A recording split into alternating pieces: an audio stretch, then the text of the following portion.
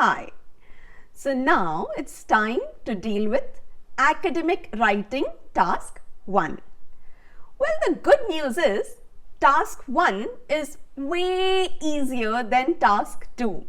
You know why? Because unlike in Task 2, here we have to follow the same structure, the same format, the same method, the same style of language for all the types of diagrams. Well, now what are these types of diagrams? Let's understand that first. So, if you remember, we have seen that task 1 is basically to summarize a diagram. Okay. Now, this diagram can be any kind of information given in a visual form. Okay. Now, we can call it visual information. We can also call it a diagram. We can also call it a drawing. Okay.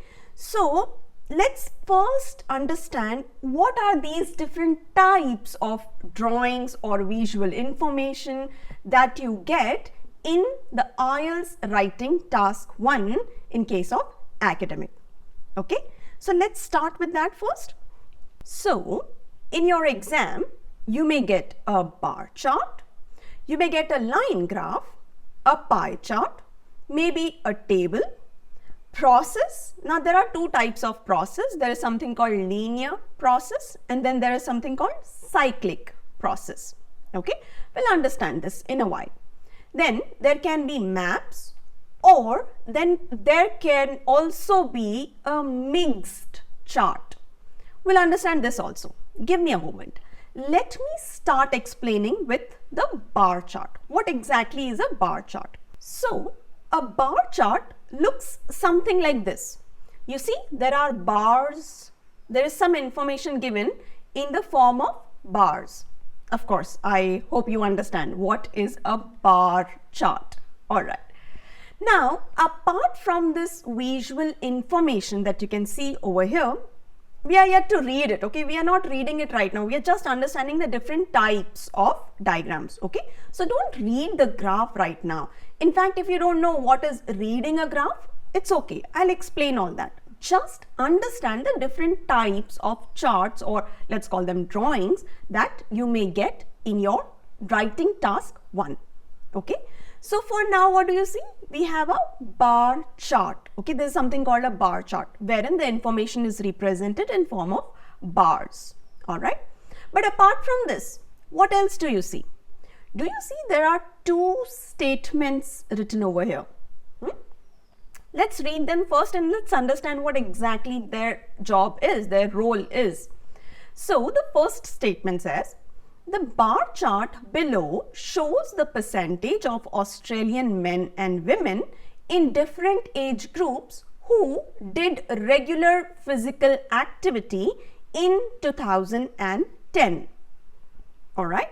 So what we can understand is this particular statement is kind of giving some information about the chart, the given visual information. So this is something we can term it as a topic statement. Okay. Again, this would be our terminology. All right. A topic statement which is giving some information about the given visual drawing. Okay. There is next statement. Let's read that. It says, summarize the information by selecting and reporting the main features and make comparisons where relevant. All right. So this sounds like what exactly you are supposed to do with this visual. See, once again, it says you have to summarize. Number one, you have to summarize the information, right, by selecting and reporting the main features, and also, what else? You have to make comparisons wherever it's relevant. So, this sounds like a task statement. Okay. So, now on, we will call it a task statement. Okay. So, what do we see?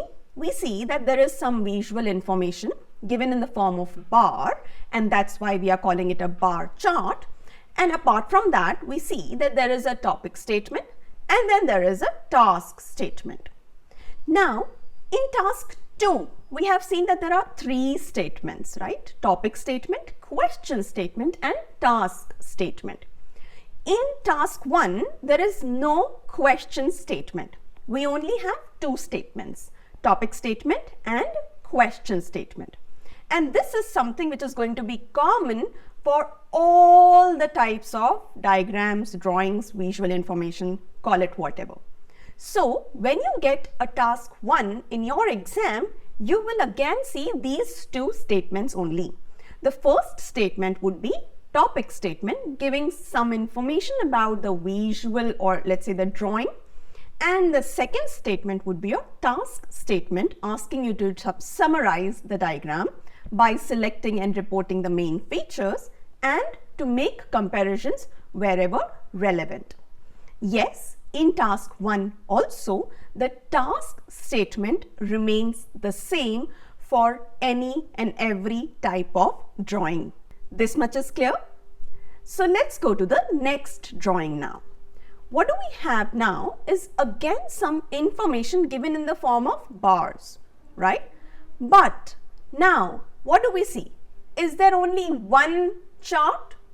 No, there are 2 charts and they both are bar charts, right? So, in totality, we will consider this as one task for academic writing task 1. You won't say that you got 2 charts. Okay, total there is 1 visual information given to you, okay, which you have to summarize. You see, look at the task statement again, summarize and make comparisons where relevant. And the topic statement, let's see now what it is saying. The chart below shows what UK graduate and postgraduate students who did not go into full-time work did after leaving college in 2008. All right. So there are 2 charts, but they both are bar charts. Okay. So what can we say? The previous one that we saw, this was a single bar chart, right? So we can say, okay, this is a single bar chart and then there is a multiple bar chart. So I can say a multi-bar chart. Okay, this is again our term. All right. I will be using this multiple times and we need to understand when I say multiple bar chart or a single bar chart. Okay, I hope the idea is slightly getting clearer. So this is a bar chart, single or multiple. Okay, now when we say multiple, it is possible that you may get 2 or 3 or maybe more bar charts. Okay, but they all will be bar charts. All right. Well, 3 or 4 is little rare. Mostly it's 1 or 2. All right. Now, before we move on to the next type of drawing, I have a question for you. Now, let's go back to the first bar chart, which is a single bar chart. Look at this once again and maybe just read the topic sentence once again and tell me the time frame of this information which we have in the drawing. Like, is it talking about past or present or future? What is it talking about? Look at the topic statement, look at the given drawing or visual information. Can you see the timeline? Yes, we see it's talking about 2010.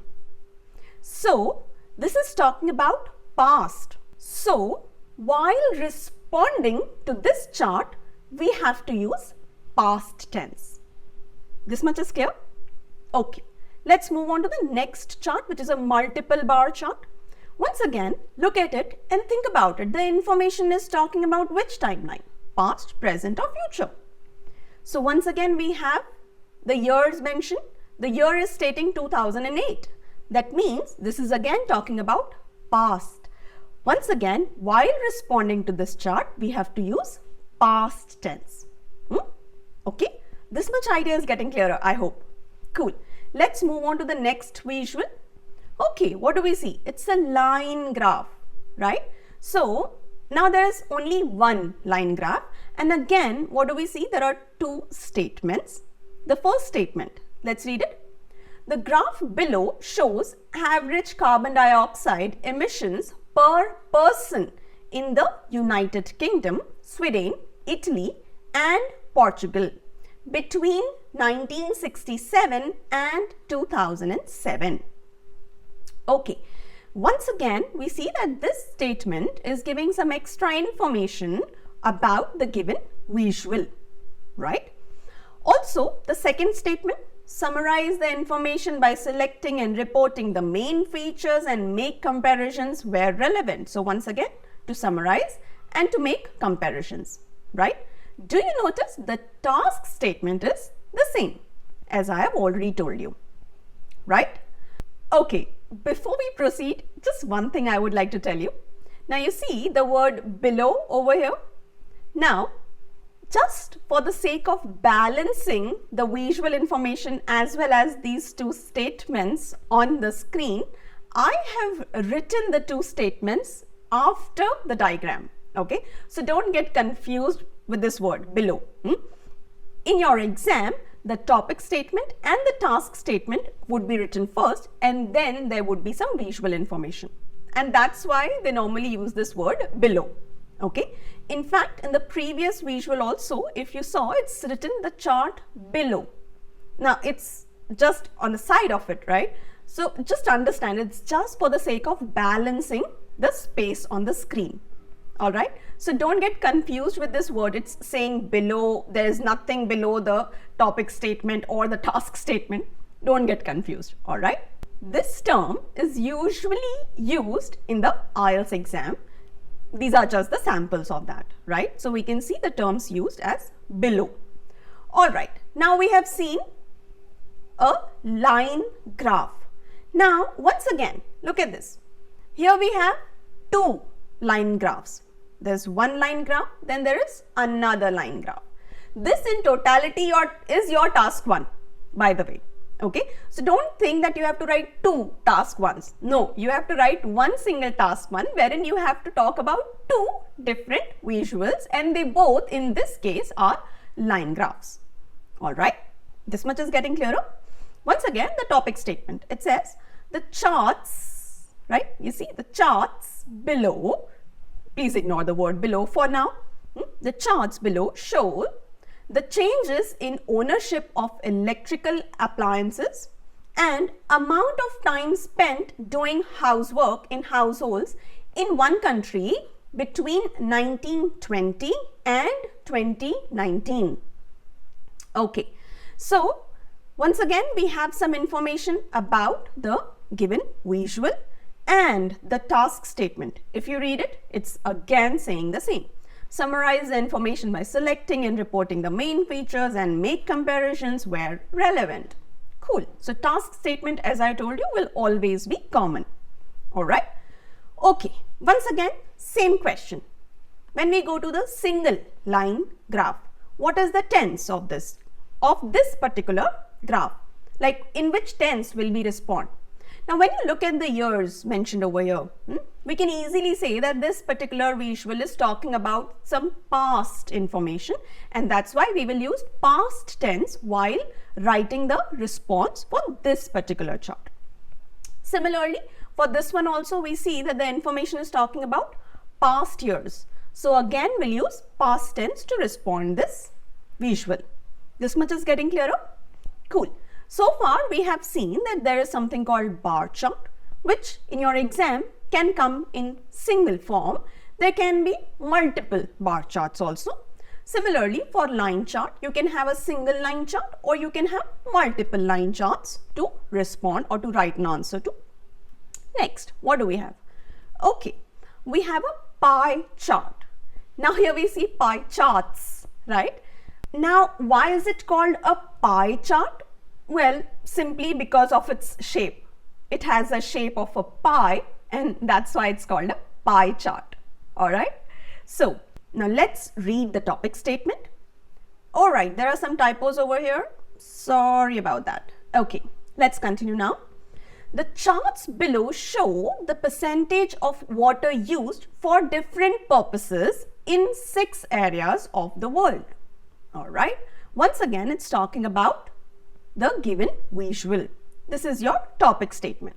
And your task statement again remains the same. Summarize the information by selecting and reporting the main features and make comparisons where relevant. Cool. All right. Now, look at the visual, read the topic statement if you wish to, and tell me the tense in which we will write the answer for this diagram. Look at it. Is it talking about any years? Is it talking about past, present, or future? Tell me. See, the charts below show the percentage of water used for different purposes in 6 areas of the world.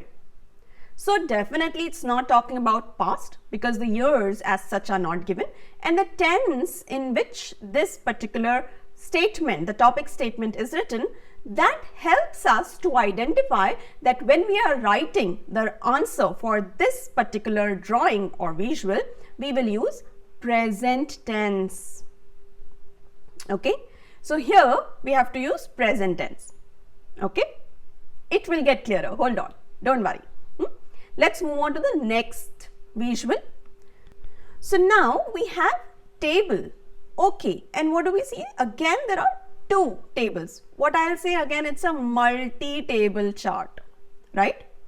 Multi-table chart. Okay, for our understanding, I'm using these terms. Okay, you may get a single table in your exam. You may get multiple tables like this. There are tables more than one, like we have 2 tables. You may get 3, 4, which is again a rare case. 2 normal.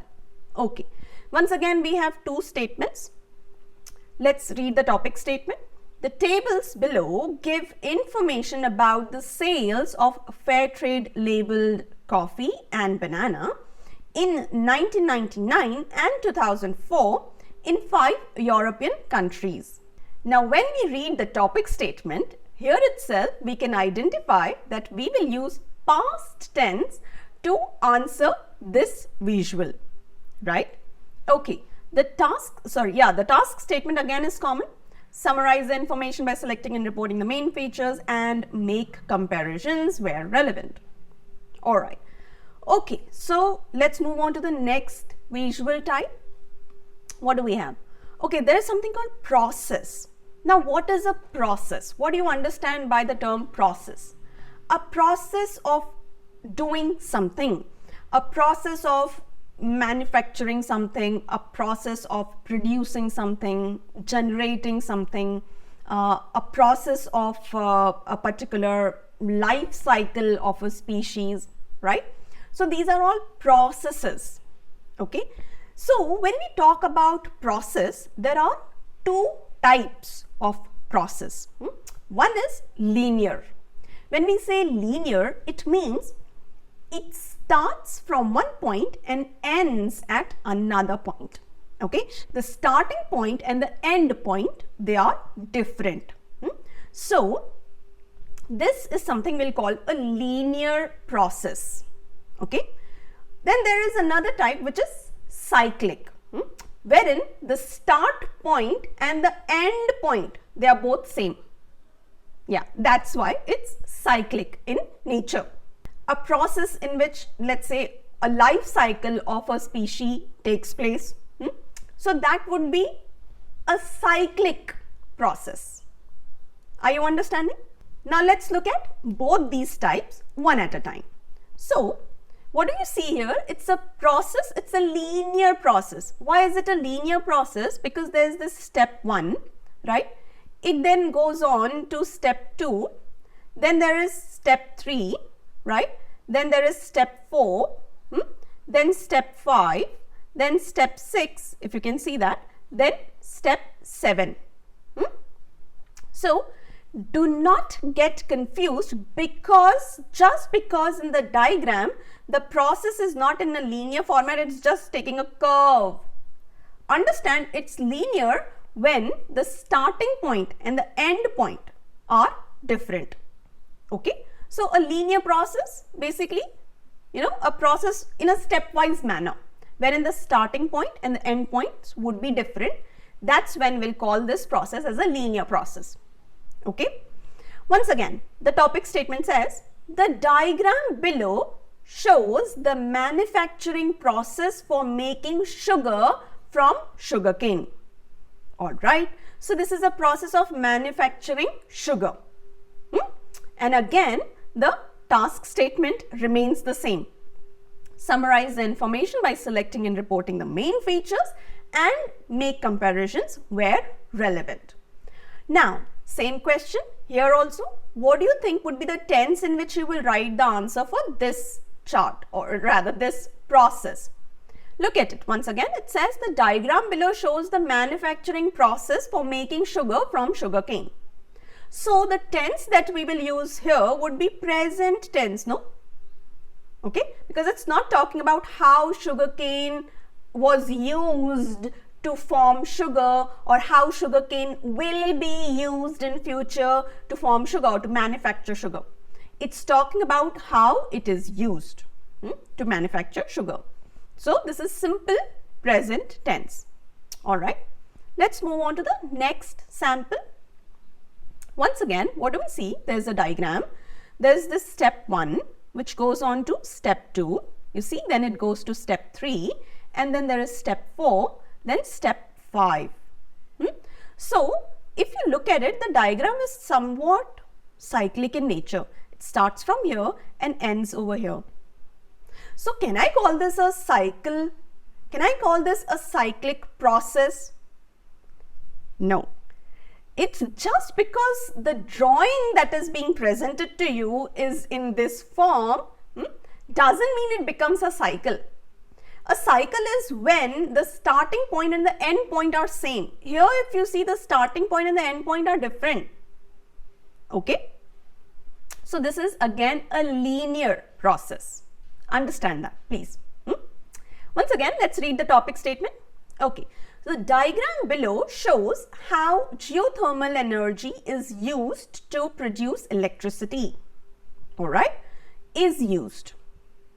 Tense would be present again to write an answer for this diagram.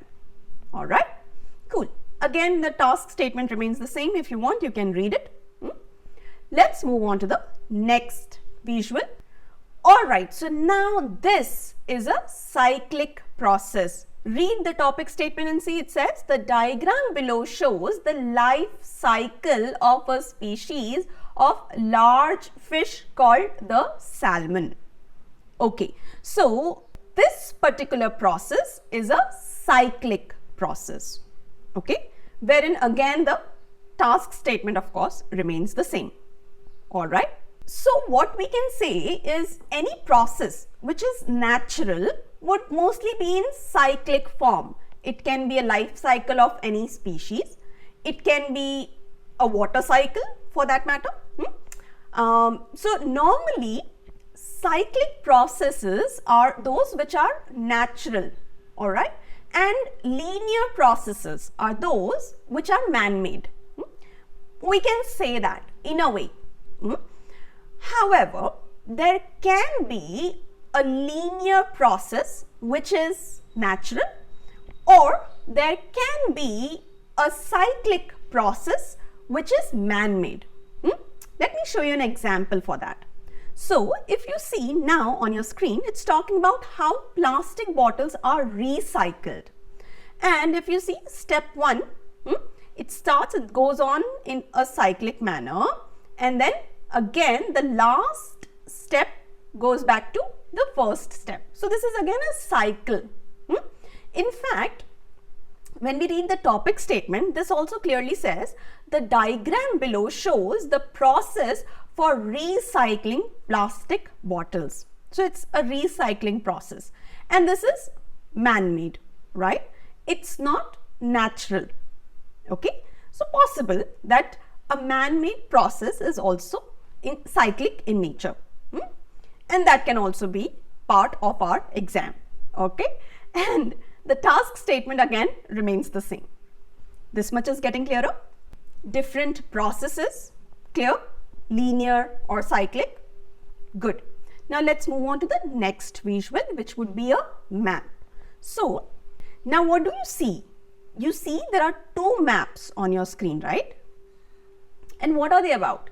The first one is talking about City Hospital in 2007, and the second one is about the same City Hospital but in 2010.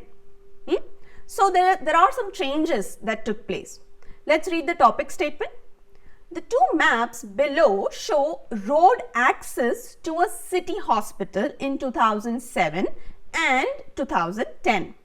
Okay, so there were some changes. Changes in what? In the road access to a city hospital. Alright. Okay, so responding to this is what we will learn later. Don't worry about that. But for now, tell me, in which tense would you respond to this particular given visual? Again, past tense. Correct. Throughout. Even if you're talking about this particular map or this map, you will always talk about it in past tense. Why? Because of the years, right? It's clearly stating that this is something that happened in this year and this year. Alright. Cool. Now let me show you something interesting. See, what do you see on your screen? We have a table, some information in a tabular format. Then we have two pie charts, some information in pie charts format. So this is something that we'll call as a mixed chart. Okay, call it chart, charts, whatever. It's a mix of two types of charts, or let's say two different types of drawings, wherein there is one type of drawing is a table, and then there is another type of drawing which is a multiple pie chart. Okay, are you now understanding why we were using the terms single and multiple? Here we have multiple pie charts plus a table. So in total it becomes a mix, alright, because it's a mix of two different types of visuals. Are you understanding? Cool. Now let's read the topic statement. The table below shows the number of visitors to Ashdown Museum during the year before and the year after it was refurbished. The chart shows the result of surveys asking visitors how satisfied they were with their visit during the same period. So it's giving you information about what the table is showing and then what the chart, the pie charts are showing. Clearly stating what they are presenting. Basically again a topic statement for the given visual. In this case the visual is a mixed type of drawings, right? Wherein one is a table and another is a multiple pie chart. Clear? Alright. Now let me give you one more example of a mixed chart. So again, two different types of visuals, right? Some information presented in a line graph format and some information is presented in a tabular format. Cool. Let's read the topic statement. The graph and the table below show the average monthly temperatures and the average number of hours of sunshine per year in 3 major cities. So it's telling you what these different graphs represent, rather what line graph represents and what the table represents. Okay. So now tell me the tense for this chart. Which tense will we use? Look at the topic statement again. It says the graph and the table below show the average monthly temperature and the average number of hours of sunshine per year in 3 major cities. This topic statement is giving you a hint that you will use present tense throughout your answer while talking about line graph and even while talking about the table. So this entire visual will be responded in present tense. So far, so much is clear. Alright, now let me give you a quick shout out. Yep, it's my promo time. So the lessons that you're watching right now, these are just a small part of my full course called IELTS Ultimate All-in-One Course, and honestly, it's everything you will ever need to prepare for the test. This course covers all 4 modules in full detail. Everything is explained in step-by-step manner from basics to advanced, wherein I also explain you how to do self-evaluations so that you're not dependent on anyone to see your improvement. So basically what happens is, when you join the full course, I will talk to you personally on a Zoom call to help you build a customized study plan based on your requirement. And then I stay in touch with you through WhatsApp or email for daily follow-ups, reminders, and also to clear your doubts whenever you have any. This way, you are never preparing alone.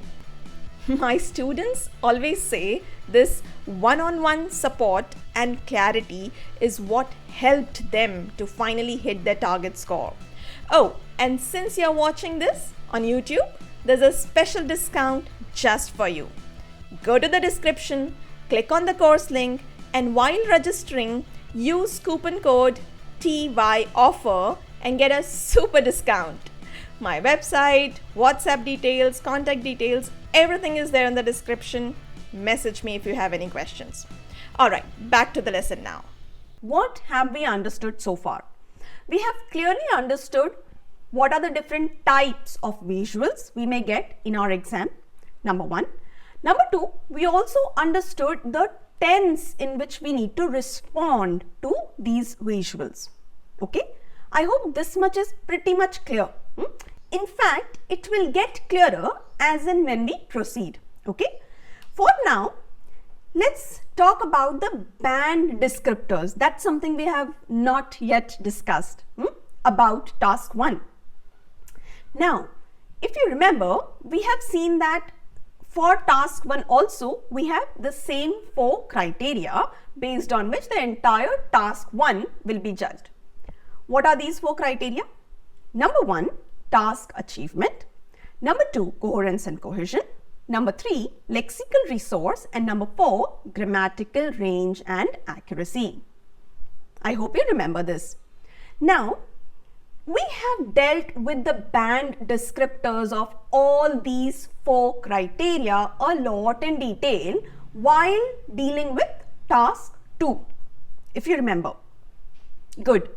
Now, the good part is we don't have to cover them all together again while dealing with task 1. Because, you know what?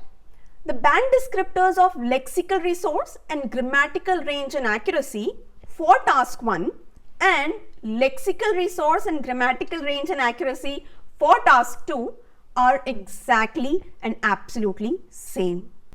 In fact, the band descriptors for coherence and cohesion of task 1 and the band descriptors for coherence and cohesion of task 2, they are again pretty much the same. There are only some few extra features added in the band descriptors for task 2. If we remove those features, it's the exact match for task 1 as well. The only tiny difference that you will see will be in the task achievement band descriptor of task 1 and the task respond band descriptor for task 2. But then if you read them, you will see that they both are more or less the same. I mean, they mean the same. Okay. So, what I'm trying to say here is we are not going to deal with the band descriptors for task 1 separately. You have to keep in mind all those important key features that I have explained you when we were dealing with band descriptors in task 2. Okay? I hope this much is clear. Well, don't worry. If you follow the right method that I'll be telling you, then you will automatically be able to balance all the key features of a higher band for task 1 as well. Okay? So relax. For now, let's quickly understand the format, the one which is going to be common for all the types of task 1, all the types of visuals, let's call it. Okay? So, what is this format? How are you going to structure your paragraphs? For now, let's understand the one same format, the one same structure that we are going to use to respond to any type of visual. Okay? So, what do we see? Well, there are 2 different forms in which we can respond. Let's understand one form at a time. So, the paragraphing. Of course, what do we see again? There are 4 paragraphs. Yeah. Okay. The first paragraph will obviously be an introductory paragraph. Then, when it comes to task 1, there's something called an overall paragraph. Don't worry about what is overall paragraph. We'll understand that gradually. But this paragraph is very, very important. Okay, very important. I just cannot tell you the value, the importance of this paragraph. Okay, in fact, let me give you a homework. I want you to read the band descriptors of task 1 and pay extra attention to the band descriptors of task achievement criterion. The task achievement criterion is all about this paragraph. Yeah, I mean, if I'm not exaggerating, it's all about, in fact, you will see the term overview every time throughout the band descriptors for this criterion. What is overview? Overview is basically overall. Okay, so this overall paragraph is very, very important. Now, so the second paragraph that you will write would be overall, and the remaining two paragraphs would be your body paragraphs, wherein you will give the details, the data basically. We'll understand that gradually and eventually. Do not worry about that. It is very easy. Okay, trust me. Now, there is another format. What you can also do is, of course, as usual, you can start with the introductory paragraph, then you write two body paragraphs, and then at the end you write the overall paragraph. Now, this overall paragraph, when comes at the end, becomes a summary.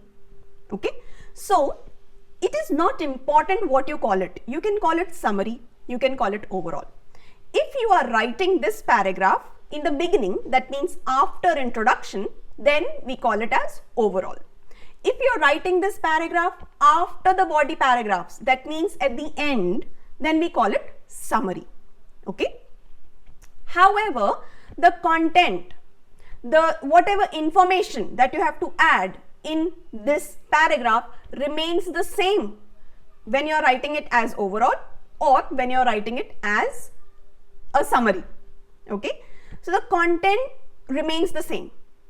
What is the content of overall paragraph? Well, we are going to discuss about all the paragraphs separately, but because I told you that this paragraph is really very important, let me tell you at least something about it, so that when we are talking about that in one of the lessons, you will feel that okay, things are being reinforced, and that's what I want to do. That's the intent actually. So in the overall paragraph, you normally write the key features of the given visual. Okay. Well, of course, I'll explain you what are the key features, how to identify and all. But then let's understand this. You will not just write one key feature. That should be a very, very rare case wherein you are not able to find any other key feature in the given visual. You should always try to write multiple key features in this paragraph, to minimum 3 or 4 also. Now, there is something very important. We need to understand this. Many students, what they do is they divide the key features in 2 parts, and then they write some key features in the beginning. That means a paragraph after introduction as an overall paragraph, and then they write some key features at the end as a summary paragraph. Please don't do that. Do not divide the key features in 2 separate paragraphs. They should come in one same paragraph, either in the beginning or at the end. Now, if you ask me, which would be a better format? To write the overall paragraph in the beginning, right after the introduction, or should we write it as a summary? I, just like anyone else, would also recommend to write it right in the beginning after your introductory paragraph. And there is a very strong reason behind this. I'll tell you.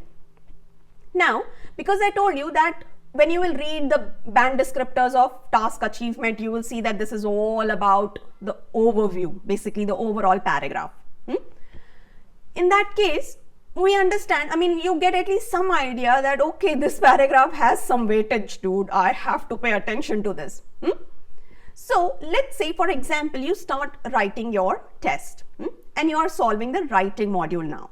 You kind of feel that let me start with task 2. All right, you start with task 2, you complete that, and then you start with task 1. you kind of see that, okay, the time remaining is little less, but I'm sure I'll kind of write everything. Cool. So you start writing, you write the introductory paragraph, then you write body paragraphs, because you have planned that I'll write the key features, the overall paragraph at the end as a summary. Cool. So you end up writing introduction, your body paragraphs, and then suddenly time's up. Now you are unable to write a paragraph about the key features. Oh my God, that's too much. You cannot afford to do that, trust me. And that's the basic reason why you should write an overall paragraph in the beginning, like after the introduction itself. So that at least this much is sure that, yeah, I have at least completed my overall paragraph. And that's a relief, trust me, once you do that. Okay, so that is why even I would strongly advise to write an overall paragraph in the beginning itself. Now, many students are a little uncomfortable to do that. I'll tell you why. Because till now, we have always developed this habit of writing something at the end, like a summary or a conclusion. We just can't leave something or end something at a body paragraph. Can we? Well, in this case, yes. So relax. Okay. You can maintain this format. In fact, you should maintain this format wherein you write a paragraph for introduction, another paragraph for overall, then 2 paragraphs for body. Let's say body paragraphs. By the way, just a disclaimer, should we always have 2 body paragraphs? Can we have more? We can. Depends on how much information is there which you have to present in your body paragraphs. You can write. Mostly, more often than not, it's very, very easy to sum up all the information in just 2 body paragraphs. After all, if you remember, the task statement says summarize, right? It's not saying write all the details. It's saying summarize the information by selecting and reporting what? The main features, right? And that's why it's pretty much easy to finish all these main features, to report all these main features in maximum 2 paragraphs, right? Oh, all right. The structuring, clear? Now, something very important which will help you a lot in framing your answer. Remember, I told you, if you follow the method that I will tell you, you will automatically be able to balance the higher band descriptors of all 4 criterion. Now, this is the method that you have to follow. Listen to this very carefully. Okay. Now, let's imagine a theft took place in your neighborhood. And you are the one who saw the thief. Okay. You are the one who saw, nobody else. Only you saw the thief. Okay. Now, when the police inspector comes and says, please describe how this thief looks like. So, when you start explaining, the police inspector would say, okay, wait, I don't understand what you're saying. Let me do one thing. Let me call a sketch artist. Now, the police inspector will call a sketch artist, and now you are supposed to narrate how this thief looks like to whom?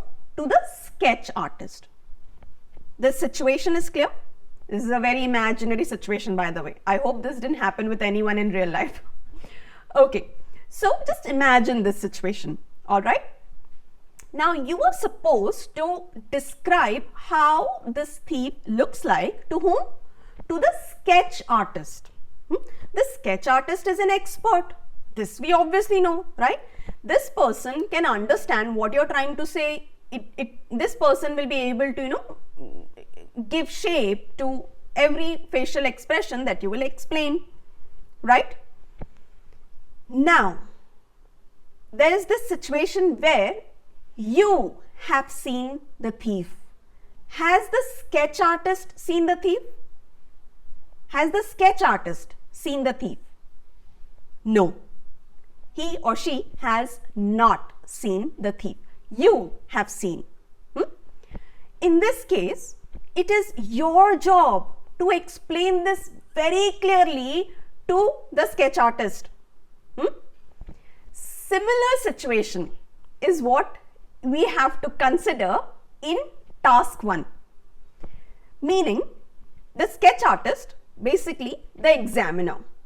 Consider that your examiner is an expert. He or she is a very experienced sketch artist. And you have seen the visual. You have to imagine that the examiner has not seen the visual given to you in your paper. Any visual, it can be a line graph, bar chart, whatever. You have seen it, the examiner has not. And now it is your job to explain what this visual looks like to the examiner, and by the end of your answer, okay, once the examiner reads every line from the beginning till the end, the examiner should be able to reproduce the same drawing which is there in your question paper. If the examiner is able to do that, means you have responded accurately. Okay. Now, should it match 100%? No, if it matches 80-90% also, it's still fine, right? Because after all, imagine the situation where you're explaining how the thief looks like. The sketch artist will also not be able to draw the sketch 100%, right? 80-90%, good enough. Very much, I would say, very much. It's absolutely fine. Also because you're not supposed to give each and every detail, right? You have to summarize the information at the end of the day, right? So understand this, that your answer should maintain the clarity for the examiner in order to reproduce the same drawing which is there in your question paper. And for that, you need to have that idea, okay, the examiner has not seen the drawing. I have to be very specific. I have to give the examiner complete clarity. What to draw, then what to write, how to draw, where to draw what, all those details I have to present to the examiner when I am writing my answer for task 1. Okay, now that doesn't mean you are going to say, okay, now draw a slant line, then make a standing line over it. Don't write all that. Okay, wow. Some students may interpret it like that, right? That's why it is important to clear.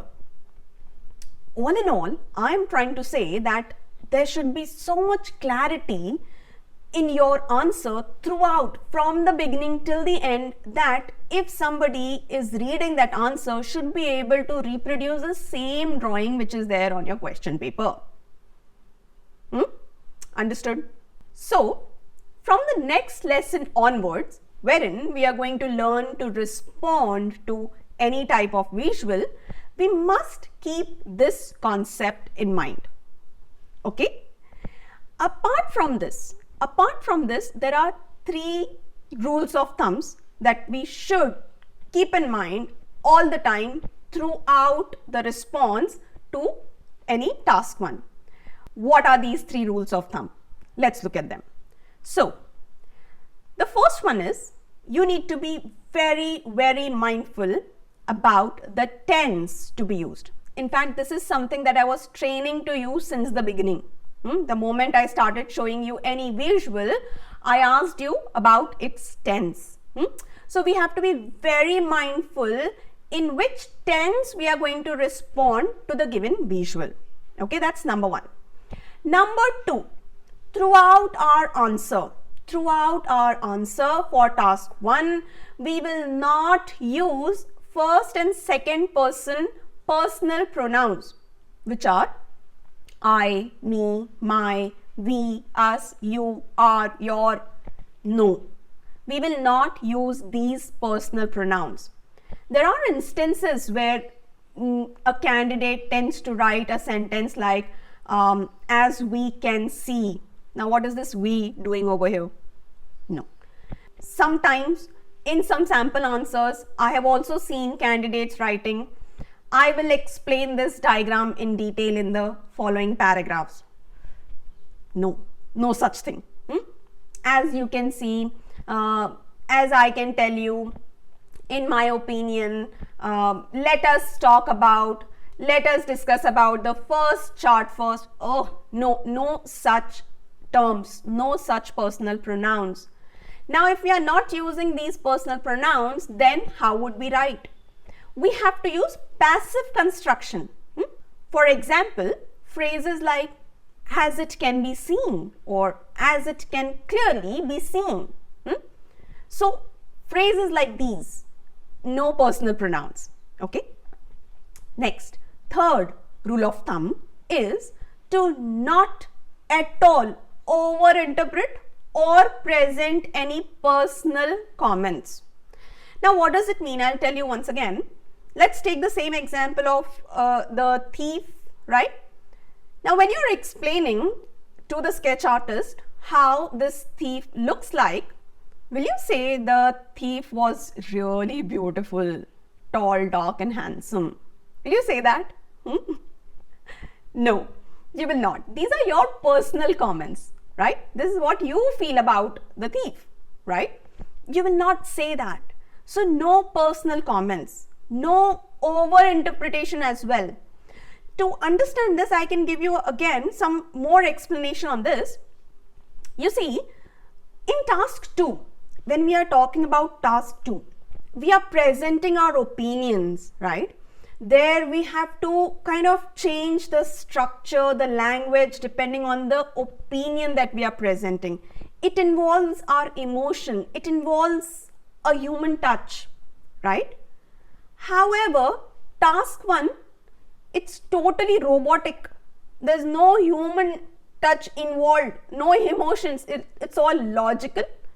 It's very much statistical, totally robotic. Okay, so here you don't have to talk about your opinions at all in task 1. Please understand this. All right. I hope these 3 rules of thumbs are also very clear, so that from the next lesson onwards, when we start responding to these visuals, we at least have some base ready for us. Wherein, number 1, we have to be very careful about the tense. Number 2, we can't use the personal pronouns, right? And number 3, we should never overinterpret or give any personal comments. All right? Keep this much in mind for now, okay? If you wish to, try to revise what are the different types of visuals, all right? And then I see you in the next lesson where we will learn to write an introduction for all these types of visuals. All right? See you. Bye-bye.